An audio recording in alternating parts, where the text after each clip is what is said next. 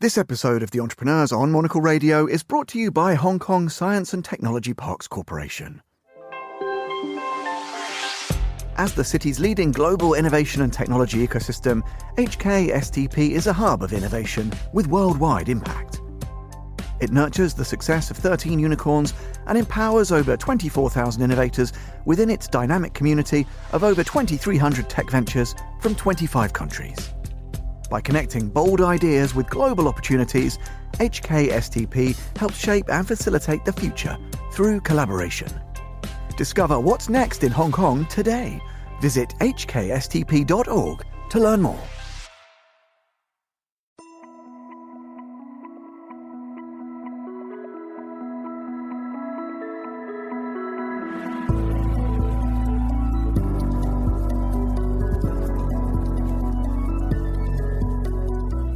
You're listening to Eureka on Monocle Radio, brought to you by the team behind The Entrepreneurs, the show all about inspiring people, innovative companies, and fresh ideas in global business. I'm Tom Edwards. Wildfires devastated parts of Los Angeles in January, delivering a shattering blow to local communities.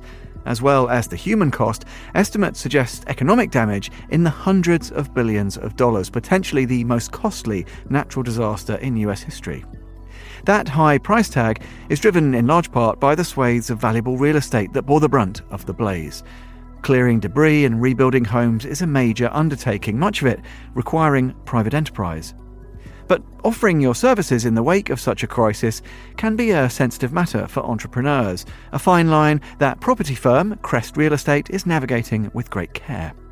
Monocle's Gregory Scruggs took a tour of the burn zone and filed this report.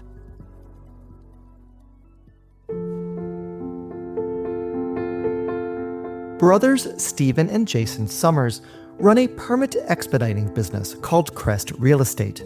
They help clients navigate the LA region's thicket of bureaucracy to get construction jobs done. It's a skill set that makes these third-generation Angelenos convinced they are uniquely positioned to help rebuild their hometown while also drawing on the city's architectural legacy.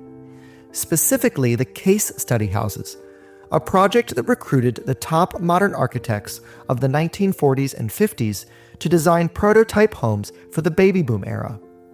While those designs are admired by fans of mid-century modern architecture, only 25 were built, mostly in Southern California. The Summers brothers think they can do much better, and they'll have to, if they want to make a dent in the recovery effort, considering that 7,000 buildings burned in the Pacific Palisades neighborhood alone. Crest's quest begins in a West Los Angeles office building with a large format map spread out across a conference table, where Stephen Summers gives me a lay of the land. We are looking at an aerial map of the Pacific Palisades, a neighborhood that unfortunately was changed forever on January 7th when the fires began and ran through the community in an entirely unprecedented manner, a way that frankly no one in the Los Angeles area could have anticipated. We are now all collectively, as the real estate industry and other impacted parties in Los Angeles, working together to try to come up with ways to successfully rebuild what was lost. You're not operating in a business as usual environment. There's an urgent need to rebuild, a humanitarian need in the wake of this natural disaster. At the same time, you are a private sector enterprise. What is the business opportunity that you see in helping Angelenos rebuild from the fires? Look, Jason and I have always felt that doing the right thing will be good for business. And so immediately after the fires, we got together with each other and with a number of other leaders in the industry, and we were just thinking about how can we actually help bring our skill sets and our companies to bear on this problem.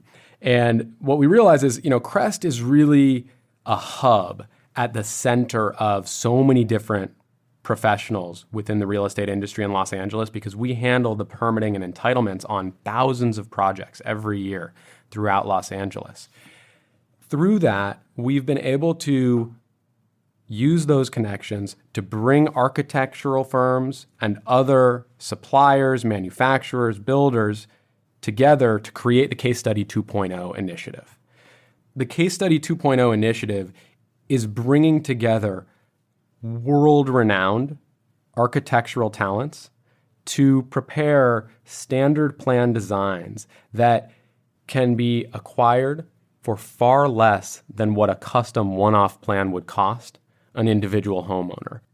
So these designs are intended to be replicable on multiple parcels throughout these communities so that they can be built efficiently and at less cost, but still maintaining the highest possible integrity of aesthetics.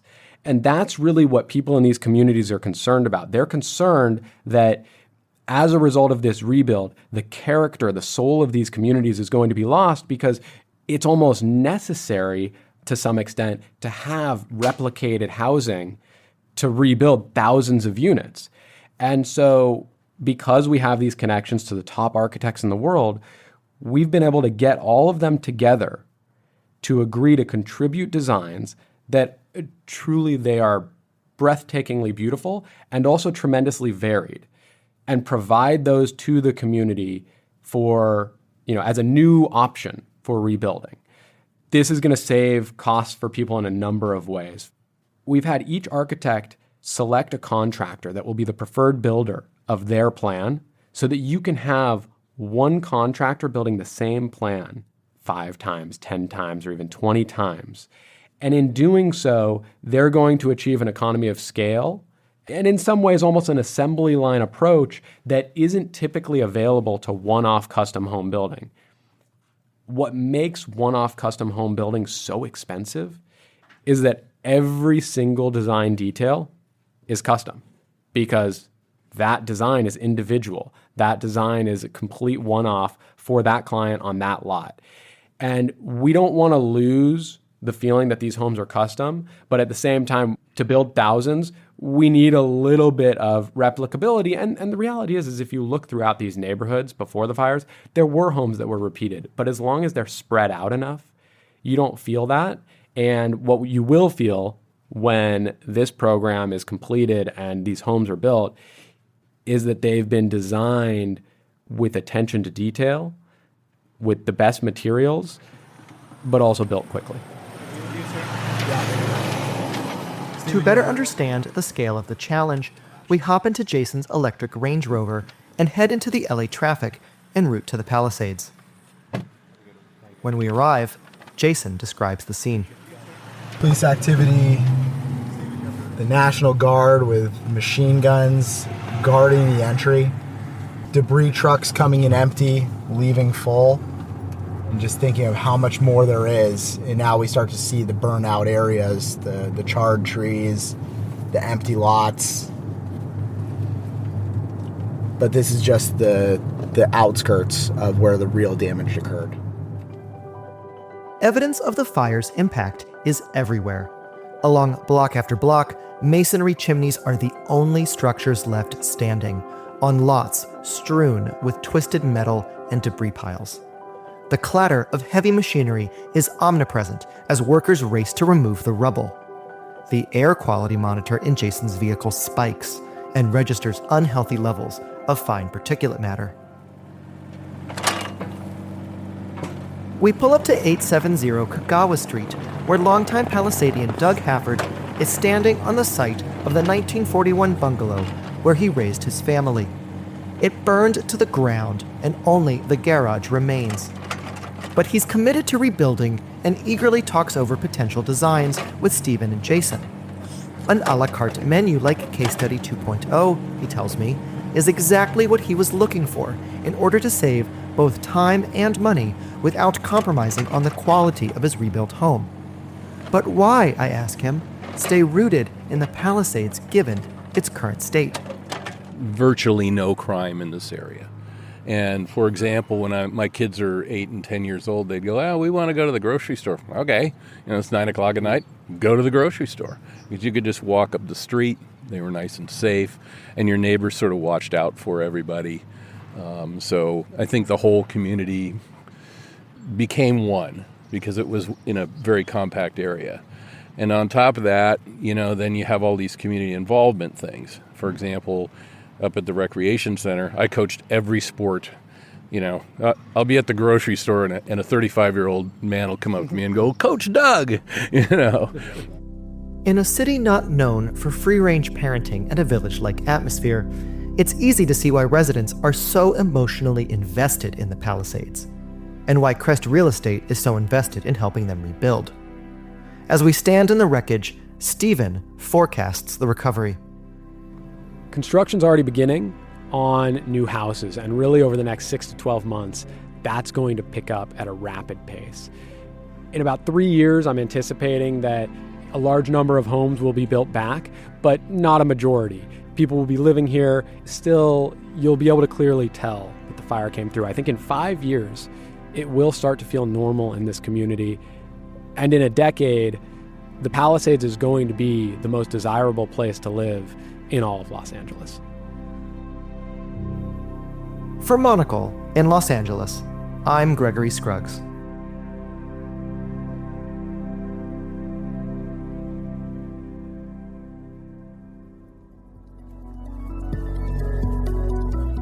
Thanks to Gregory Scruggs for that report. And you can learn more about all the work the team is doing by heading to crestrealestate.com. And that's all for this episode of Eureka. We'll be back at the same time next week. The program's produced by Laura Kramer with audio editing by Jack Dewars. Listen again and find out more at monocle.com or follow us and catch up with the archive wherever you get your audio. If you'd like to get in touch with the team, email Laura on lrk@monocle.com. I'm Tom Edwards. Goodbye, and thanks for listening to Eureka.